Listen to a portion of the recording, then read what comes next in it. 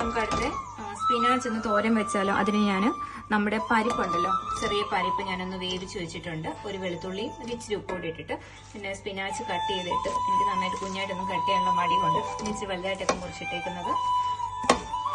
ഇതൊന്ന് ജസ്റ്റ് ഒന്ന് ഇളക്കിയെടുക്കാം.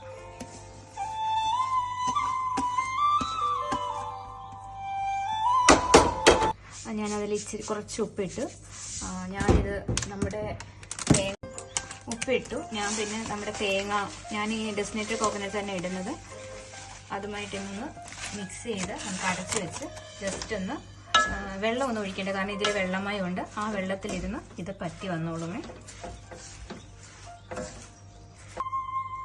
നന്നായിട്ട് മിക്സ് ചെയ്തിട്ട് നമുക്കിനി അടച്ച് വെക്ക്. അടച്ച് വെച്ചിട്ട് 5 മിനിറ്റ് കഴിയുമ്പോൾ നമുക്ക് തുറന്നു നോക്കാമേ. കൊണ്ട് നമുക്കൊന്ന് താളിച്ചെടുക്കാമേ. ഞാനൊരു പാനിലേക്ക് എണ്ണ ഒഴിച്ചിട്ടുണ്ട്.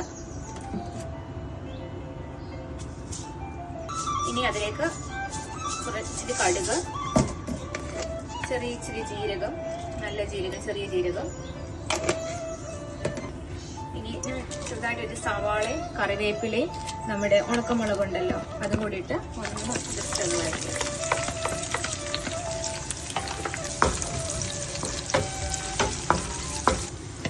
ഞാൻ ഒരു ഇച്ചിരി മഞ്ഞൾപ്പൊടിയും കൂടി ഇട്ട് ഒന്ന് ജസ്റ്റ് മിക്സ് ചെയ്ത് നമ്മുടെ തോരൻ്റെ അകത്തോട്ട് നമുക്ക് ആഡ് ചെയ്യാമേ. നമ്മുടെ ഒന്ന് ഇളക്കി വരുമ്പോൾ ഉപ്പ് നോക്കുക. നമ്മുടെ തോരൻ റെഡി. ജസ്റ്റ് ഒരു ചെറിയതായിട്ടൊന്ന് മിക്സ് ചെയ്ത്, വെള്ളം വേണമെങ്കിൽ ഒന്ന് ജസ്റ്റ് പറ്റിച്ചെടുക്കാം. ഇങ്ങനെ കുഴഞ്ഞിരിക്കുമ്പോൾ ചോറിന് നല്ല ടേസ്റ്റാണ്. ട്രൈ ചെയ്യും. ഇപ്പം നിങ്ങൾക്ക് ഇഷ്ടപ്പെട്ടെങ്കിൽ എല്ലാവരും ട്രൈ ചെയ്യണം. എൻ്റെ ചാനൽ ഒന്ന് സബ്സ്ക്രൈബ് ചെയ്യണം. ഇതുപോലെ കുഞ്ഞു കുഞ്ഞു വീഡിയോസൊക്കെ ഞാൻ ആഡ് ചെയ്യുന്നതായിരിക്കും. Thank you for watching.